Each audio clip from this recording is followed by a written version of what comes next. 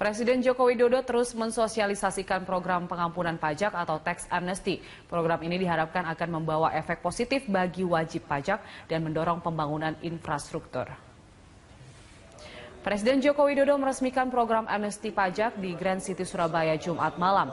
Selain dihadiri para pejabat pemerintah, acara sosialisasi program baru pajak ini juga dihadiri sedikitnya 2.000 pengusaha. Jokowi mengatakan amnesti pajak adalah kesempatan bagi para pengusaha yang memiliki utang pajak untuk ikut dan melaporkan asetnya sebelum 31 Maret 2017. Program baru ini disambut antusias pengusaha Jawa Timur yang merasa terbantu dengan kebijakan pemerintah itu.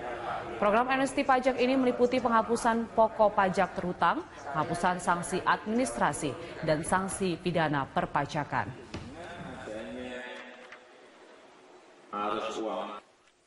Dijadikan dasar untuk penyelidikan, dan penuntutan pidana.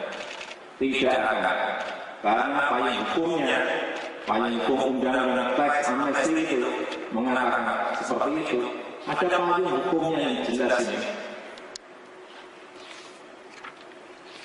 Dan data itu tadi tidak dapat diminta oleh siapapun dan tidak akan diberikan kepada siapapun.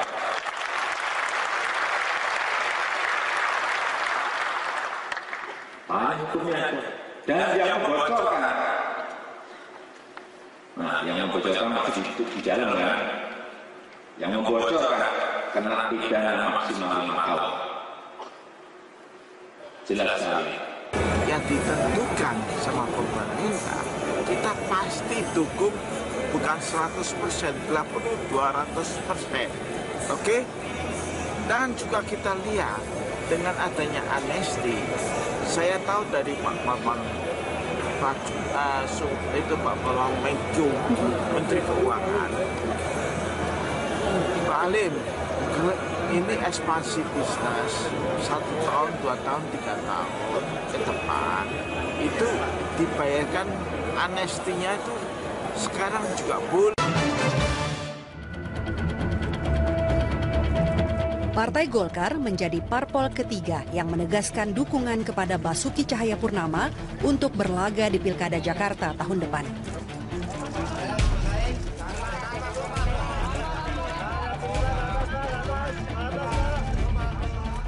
Golkar punya 9 kursi di DPRD Jakarta. Ditambah Nasdem dan Hanura, 3 parpol ini menghimpun 24 kursi DPRD Jakarta. Syarat yang lebih dari cukup bagi Ahok untuk maju lewat jalur partai politik.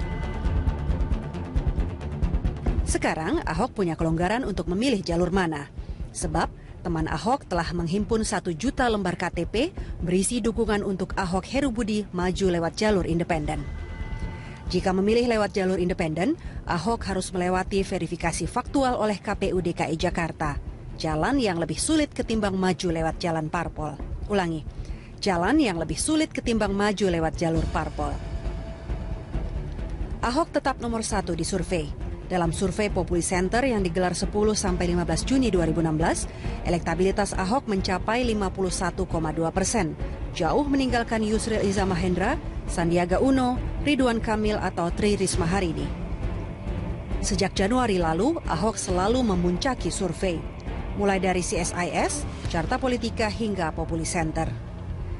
Dengan elektabilitas dan popularitas yang tinggi, Ahok selalu menjadi daya tarik bagi parpol.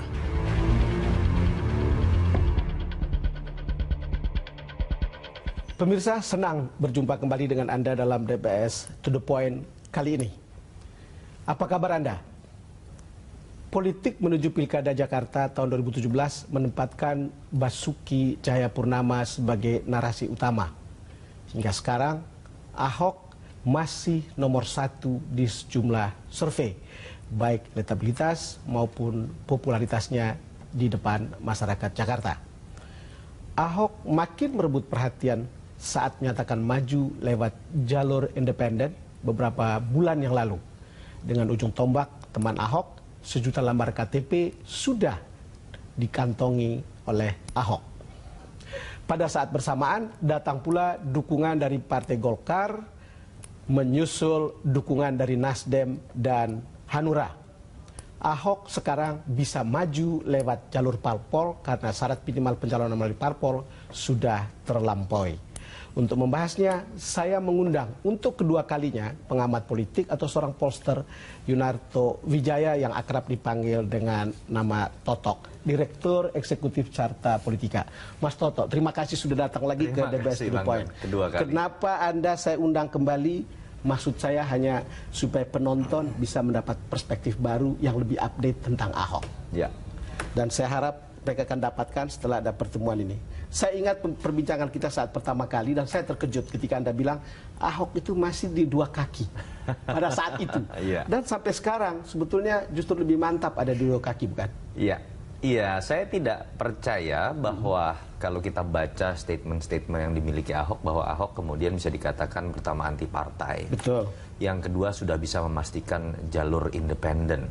Karena menurut saya kalau kita coba baca di bagaimana sejarah Ahok berpolitik, dia orang yang sangat dekat dengan partai, dia orang yang sangat ramah dengan partai. Walaupun lompat-lompat partai. Saya katakan sangat ramah, dia bisa ramah dengan partai apapun dalam konteks kita harus akui ya, dalam langkah taktis untuk menjadi calon kepala daerah. Itu terjadi di Belitung Timur, Bangka Belitung, dan juga sekarang di DKI. Begitu. Yang kedua, ada pernyataan yang saya ingat sekali ketika Ahok mengatakan ini proses resiko saya ambil. Kalau kemudian dalam proses pengumpulan KTP saya tidak berhasil mencapai sampai bulan Juni, dan partai-partai terlanjur marah, resikonya saya tidak bisa maju di 2017. Artinya apa? Ahok sebetulnya tidak kemudian anti partai. Ahok bahkan tetap berharap bahwa ada partai-partai yang bisa kemudian mencalonkan dirinya. Entah dalam konteks sebagai plan B apabila pencalonan independen tidak tercapai dalam konteks prasyarat, atau justru menjadi plan A. Menjadi plan A, bahwa posisinya sama-sama menjadi plan A antara independen dengan partai, tinggal Ahok memilih yang mana yang terbaik. Dan detik ini, kenapa kemudian seakan-akan mantap, lebih mantap di dua kakinya? Karena dua-duanya prasyaratnya sudah terpenuhi. Independen sudah 1 juta, parpol sudah mencapai angka 24 kursi yang sudah memenuhi ambang prasyarat. Mas Toto, coba kita lihat dulu bagaimana statement Ahok, ini soal hubungan dengan partai tadi ketika dia ikut haul di tempat Ibu Megawati di Teguman. Pak, selain makan ngapain, Pak? Enggak, cuma ini doang. Oh, gimana? Ini kawan Jokowi. Oh, gitu. Terus, Pak? Pak, bentar. Ahok. Jokowi ini orangnya Bu Mega. Ini temannya Jokowi, orangnya Bu Mega. Saya teringat pada statement Anda bahwa bagaimana lihainya Ahok memelihara hubungan dengan partai. Yang barusan Anda ngomong. Iya, Ahok biar bagaimanapun tetap harus dilihat sebagai seorang politisi. Yang membedakan adalah apa yang dia sudah lakukan sekarang dengan tetap membuka peluang buat jalur independen, padahal elektabilitas sangat kuat. Padahal sudah ada sedan mewah yang katakanlah berupa partai yang siap meminang beliau. Tetapi yang ini ditunjukkan kan adalah saya tidak anti partai, tetapi dalam konteks hubungan saya dengan partai, saya sediakan standar yang tinggi. Tanpa mahar, tanpa transaksi jabatan kepala dinas, dan tanpa embel-embel macam-macam yang dianggap sebagai bentuk politik transaksional. Detik ini kita lihat itu sudah tercapai pada titik tertentu. Sehingga kemudian yang tinggal kita lihat adalah Ahok akan memilih. Ya, itu dia. Itu saja. Tetapi ketika dia memilih partai pun, dia sudah tunjukkan, saya tidak mengemis, saya tidak transaksi, dan apapun yang saya pilih tetap dilihat dari kondisi seperti ini. Kalau kita bicara bargaining politik, tawar-menawar politik, Ahok berada dalam posisi yang sangat seksi, baik maju lewat jalur independen maupun melalui partai, bukan? Kalau lihat itu, kalau kemudian Anda sampai pada satu kesimpulan akhir ketika lihat manuver, berdasarkan manuver yang kemarin-kemarin sampai sekarang, Ahok akan memilih apa? Saya lebih melihat kecenderungan untuk masuk dengan partai. Karena kalau kita sebelum Anda teruskan, saya ingin menekan kecenderungan untuk memilih melalui partai. Betul. Nah, lanjut.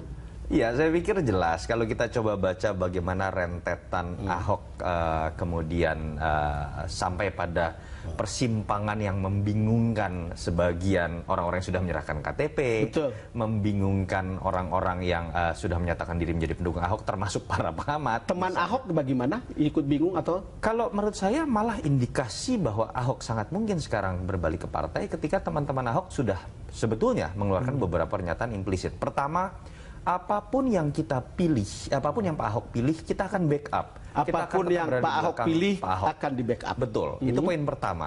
Poin kedua, kami ingin mengingatkan, dari teman-teman Ahok kemudian mengatakan, kami ingin mengingatkan bahwa tujuan awal kami mendirikan teman Ahok dan menyediakan jalur independen, mengantar Ahok, mengamankan Ahok yang saat itu bertarung dengan DPRD dan hampir tidak ada partai yang bersahabat. Daripada orang yang baik dan berintegritas ini kemudian tidak bisa maju, kami sediakan kendaraan lain begitu. Jadi dua kalimat implisit ini menurut saya sudah menyiratkan bahwa terbuka ruang yang sangat besar buat Ahok untuk pindah ke partai. Bahkan orang yang sudah bekerja mati-matian untuk 1 juta KTP pun sudah menyatakan silakan Pak Ahok kalau memilih jalur yang Nanti kita akan lanjutkan soal silakan Pak Ahok ini. Tapi saya pernah menginterview Ahok di Balai Kota. Saya kira mungkin juga Anda, mudah-mudahan Anda sudah menonton soal Mercedes-Benz yang disediakan. Ya. Coba kita lihat. Ya sudah, akhirnya saya minta seminggu. Ibu bilang nggak bisa, partai ada mekanisme.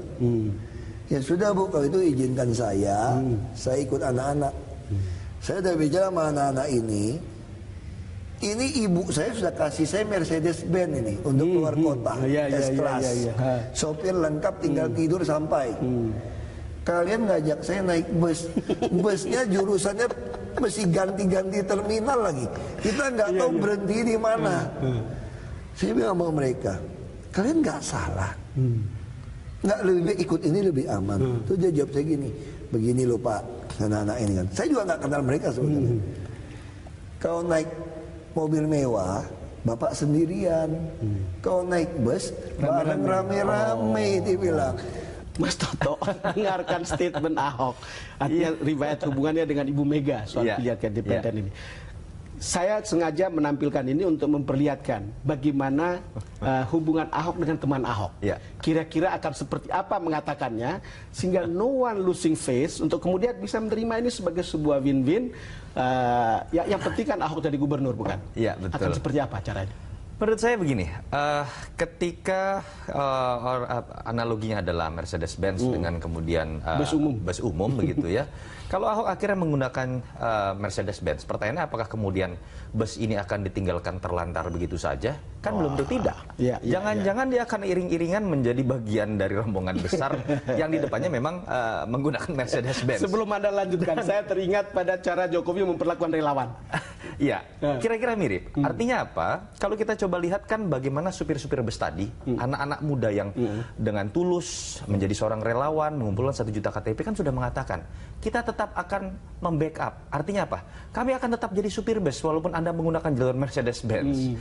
Ketika kemudian dikatakan kita bisa menghormati pilihan Pak Ahok walaupun menggunakan jalur partai, artinya mereka akan mengatakan kami akan tetap beramai-ramai dengan Anda Pak Ahok walaupun Anda menggunakan jalur Mercedes di depan kami, tidak dalam satu bus begitu.